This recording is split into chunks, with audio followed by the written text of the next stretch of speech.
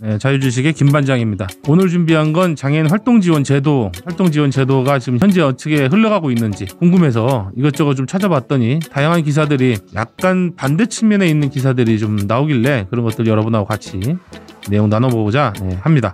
저 간략하게 정리를 해보도록 하겠습니다.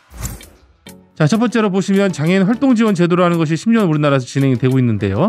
활동지원제도 자체는 뭐 여러분들 이미 많이 알고 계시는 말 그대로 장애인의 활동을 지원하는 제도가 되겠습니다. 사회서비스 형태로 지원이 되게 되고요. 가장 크게 하는 것이 이제 외출보조, 그림에 나와 있는 것처럼, 그 다음에 이제 가사지원 제도들이 되겠습니다. 이 자체는 뭐 크게 어렵지 않고 다른 채널에 가시면 다룬 내용들이 많이 있기 때문에 활동지원 제도 자체에 대해서는 내용을 보시면 될 것 같습니다. 이거는 이제 기사 위주로 서로 밸런스 게임처럼 서로 다른 기사들을 위주로 활동지원 제도의 문제점을 좀 한번 짚어보고 어떻게 가고 있는가 한번 정리해보는 시간이니까요.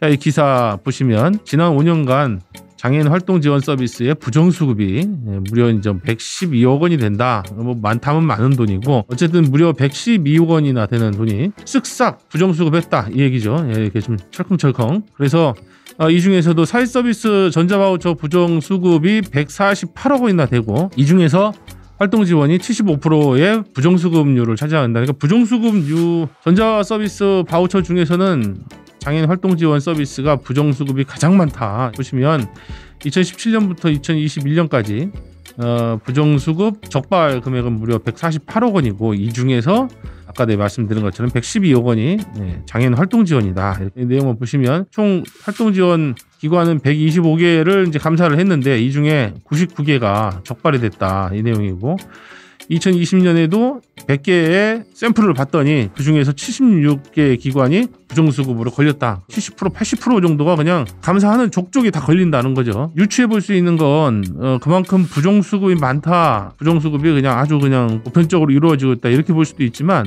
한편으로는 부정수급이 어떻게 보면 일어날 수밖에 없는 구조일 수도 있다. 이렇게 좀 이해할 수도 있을 것 같아요. 저는 그렇게 한번 봤습니다. 이 기사를 보고서 이제 이게 지금 활동보조가 도대체 어떻게 흘러가고 있길래 이렇게 되는 건가? 그래서 궁금해서 좀 여러 가지 기사를 찾아보게 됐습니다. 그래서 가장 흔하게 일어나는 경우는 담합이 되겠죠. 활동보조 서비스를 이용하는 걸로 이제 계약은 맺은 상태로 활동보조 사안은 오지도 않고 서로 담합해서 일부 급여 또는 이제 서로 반반씩 나눠 먹거나 카드 양도 실제로 이 서비스를 이용할 수가 없는데 아이고 아까우니까 형이 좀 대신해서 가. 허위 청구는 뭐 당연히 바우처 서비스를 제공하지 않았는데 제공했다고 하고 장애인 활동 지원 서비스가 부정수급으로 문제가 되고 있다라는 거는 그 자체가 제도를 개선하든지 아니면 사람들의 인식과 태도를 바꾸든지 어쨌든 해야 되겠죠. 부정수급만 있느냐? 다른 한쪽 측면으로 보면 자, 이런 측면도 있다는 겁니다. 활동보조 안에.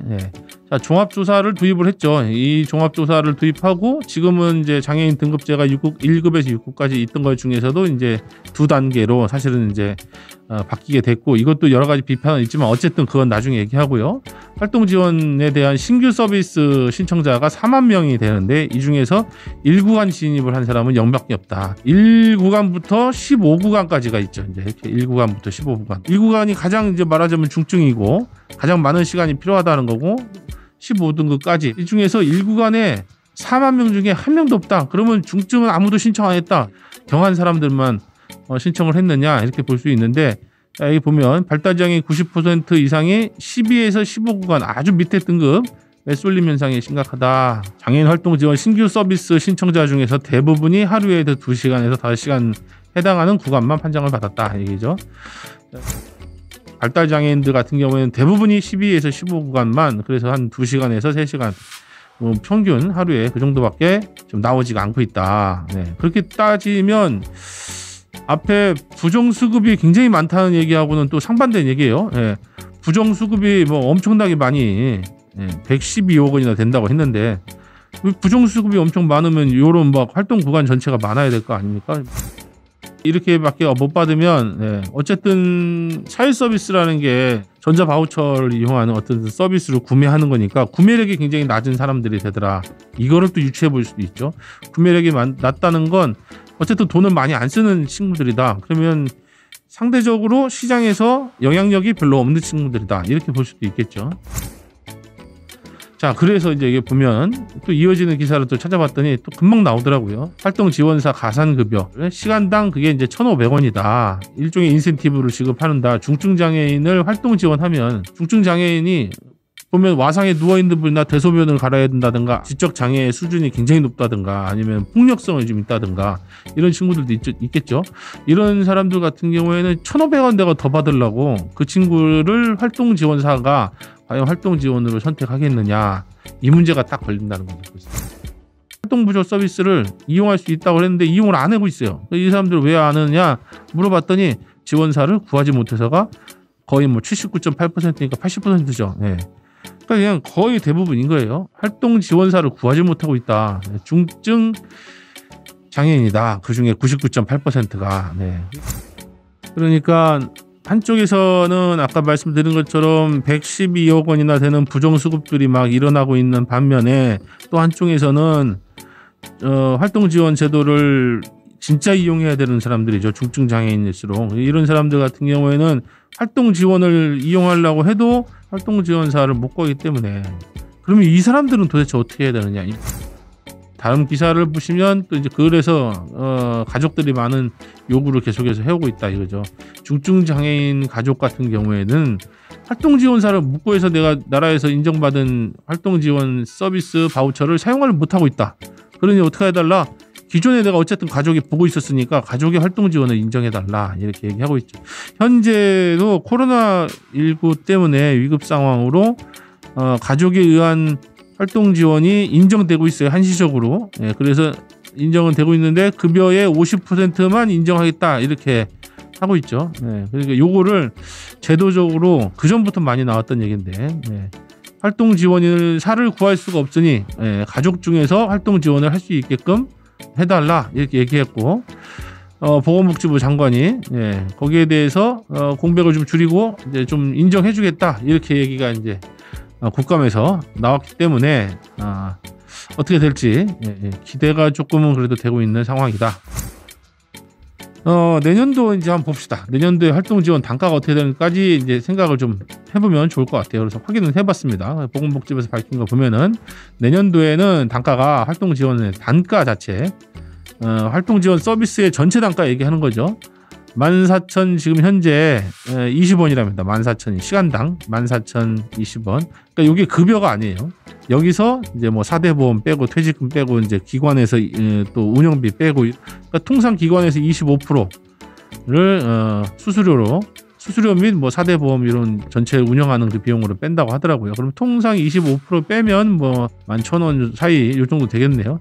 그 정도가 급여라고 보면 된다. 내년에는 전체 단가에 대한 거는 14,805원으로 이렇게 올리겠다 이렇게 얘기했고요. 그러면 이제 아까 말씀드린 것처럼 단가는 그렇게 올라가고 시급은 어떻게 되느냐? 그럼 2020년도에는 지금 만 얼마라고 했으니까 11,104원 정도가 된다고 해요. 그리고 2020년도에 아까 말씀드린 것처럼 1,500원에서 2,000원으로 올랐다. 그리고 발달장애인에 대한 지원, 낮 시간을 보내는 서비스를 지금 현재는 100시간에서 120시간으로 좀 올리겠다. 발달장애인에 대한 건 이렇게 얘기하고 있고, 장애아 가족 양육 지원, 장애아 돌보미 서비스가 있어서 장애아 돌보미라는 분들이 활동 지원사처럼 나가서 18세 미만 아이들을 돌봐주는 거니까 어떻게 큰 의미에서는 활동 지원 서비스라고 또 볼 수도 있고, 연 720시간인데 840시간까지 간다 이렇게 됩니다. 840시간까지로 가면 이거를 12로 나누면 계산이 느려서 잘 모르겠어요. 7이 14, 그러니까 월 70시간 정도가 되죠. 월 70시간을 또 뭐 한 25일 정도로 나누면 한 3시간 정도 하루에 쓸 수 있는 뭐 이 정도 되는 것 같아요. 이렇게로 이제 늘어난다는 것 여기까지 확인해 봤습니다. 부정수급, 활동지원 서비스의 부정수급 문제는 너도 알고 나도 알고 서로가 알지만 뜨거운 감자처럼 어떻게 못하던 문제도 있고 상당 부분 있고 구조적인 문제도 있고 네 그렇다. 근데 이제 이게 나타난 거 데이터로 나타난 건 112억 원이 5년간 부정수급이었다 이렇게 드러났다. 자 그러면 이게 부정수급을 하는 개인들이 문제냐 아니면 이렇게 촘촘하게 마련하지 못한 서비스의 제도 문제냐라고 보면 여러 가지가 섞여 있다. 그래서 다른 의견들을 분명히 들어야 된다. 대개는 12에서 15 구간 가장 낮은 단계의 구간의 90% 이상이 다 신규 신청자로 몰아 들어가고 있다. 그러니까 중증 장애인들은 어쨌든 활동 지원을 제도를 이용하고 싶어도 이용 자체가 어렵다. 활동 지원사가 기피한다. 중증 장애인들 같은 경우에는 서비스 미연계가 거의 99.8%니까 100%에 이른다. 가족이 활동 지원을 하는 것을 인정을 해야 된다. 이렇게 얘기를 하고 있고, 보건복지부 장관도 거기에 대해서 동의를 했고, 가상급여도 내년에는 1,500원에서 2,000원으로 올리겠다. 궁극적으로는 가족지원 제도가 도입이 돼야 된다는 걸 확인할 수 있었던 것 같고, 중증 장애인에 대한 가산점, 가산급여 이 자체가 늘어나지 않으면 활동지원사들이 하지 않겠다. 이 내용을 좀 확인해 볼 수가 있었네요. 다음 시간에는 활동지원 제도에 대한 소비자들은 실제로 어떻게 느끼고 있는지 그런 내용들 한번 더 확인해 보도록 하겠습니다. 감사합니다.